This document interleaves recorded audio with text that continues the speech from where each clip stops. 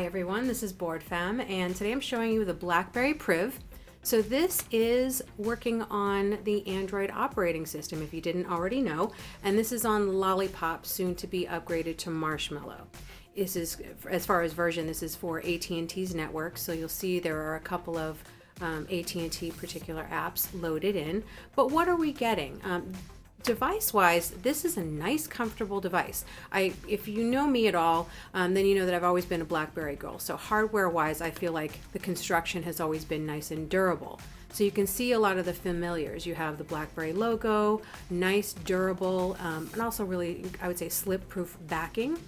If you take a look, you have the camera, but you have a dual flash. This is an 18 megapixel camera. On the other side, it's a 2 megapixel. A lot of the standards, you have the volume buttons on the side, and then you have your power or sleep button.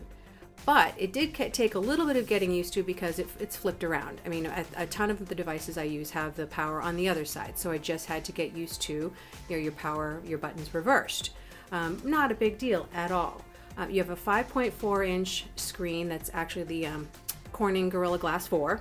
The battery, again, better than I would say the average batteries. It's 3400 or 3410 as far as milliamps for battery, and it does also have wireless charging. So you've got, all of the, I would say, the important features loaded in here, but what is specific to BlackBerry? When you get into the keyboard, I really feel like you've got more options as far as typing. So what do we have? Let's go into a text message, for example. Our messaging screen right here. You can see I was actually composing and just playing with a message to myself. You have your usual, you have your touch screen keyboard, but if you slide up, you now have your Qwerty Keyboard. And this is different, I would say, there are a couple of BlackBerry specifics as far as shortcuts that are still right here. The keyboard itself, I would say, is a little bit small. So even for a woman, I had a hard time, I just need to get used to the keys typing again.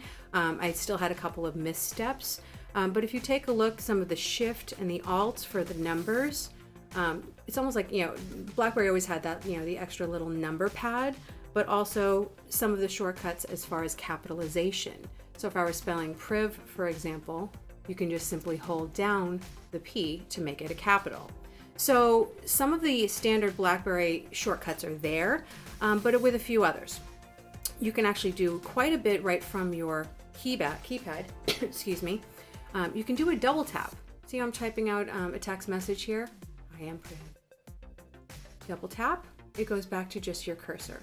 Double tap again, and you can actually use that as the mouse to navigate around a message. So just a few shortcuts to help, I would say streamline things does help.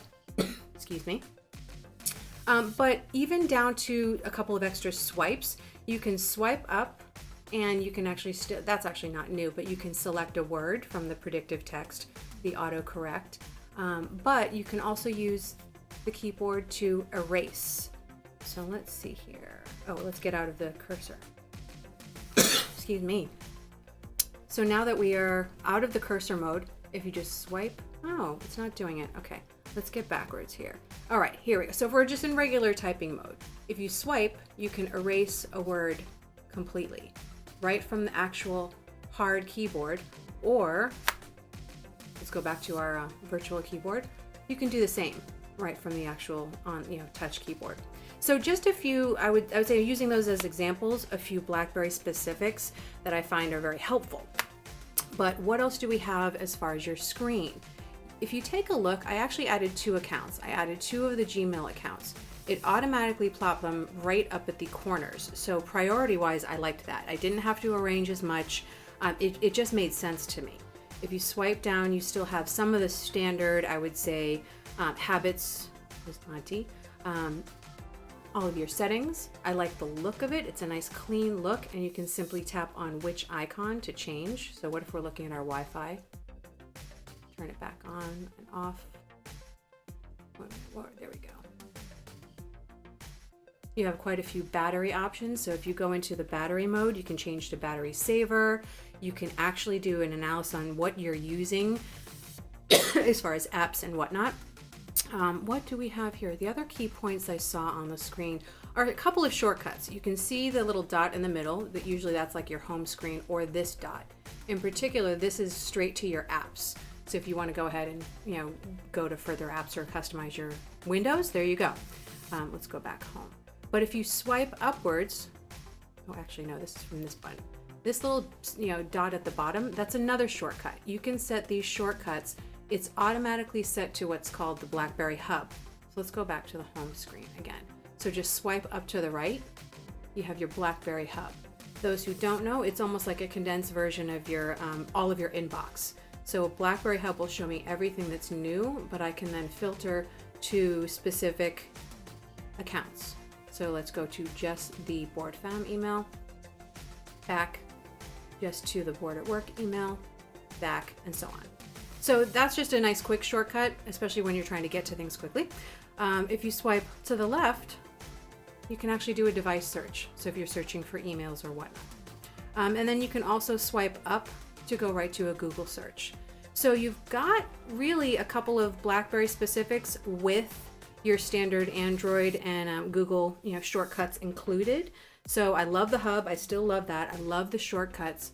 And I do love the keyboard. I just feel the keys are just a little bit small. I would say for, especially if someone has larger hands, they may have a hard time.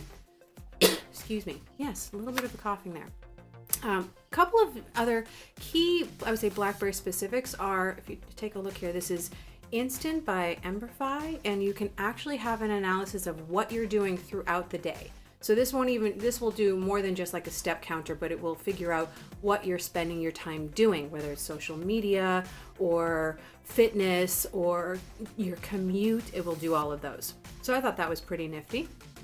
But you also have Detect, which is more of a performance app to evaluate, what's the status of your device. Is it secure or not? So if you scroll, you can see a couple of things that you can check to make your device more secure.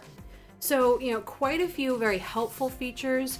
The only, slight drawback I would say is the size of the keyboard. And then the only other thing that I found was I was messing around with it and I had a hard time getting, sorry, we're blurry there, getting back into Wi-Fi. So it took a minute for it to detect a couple of my networks, but once I got in, that was perfectly fine. Again, this is the BlackBerry Priv, currently on AT&T, but then will be available on other networks. And I believe it's about to release in India. Again, this is Booredfemme. I love BlackBerry, and this is still my favorite. Again, best of both worlds, BlackBerry Priv, and this is Booredfemme signing off.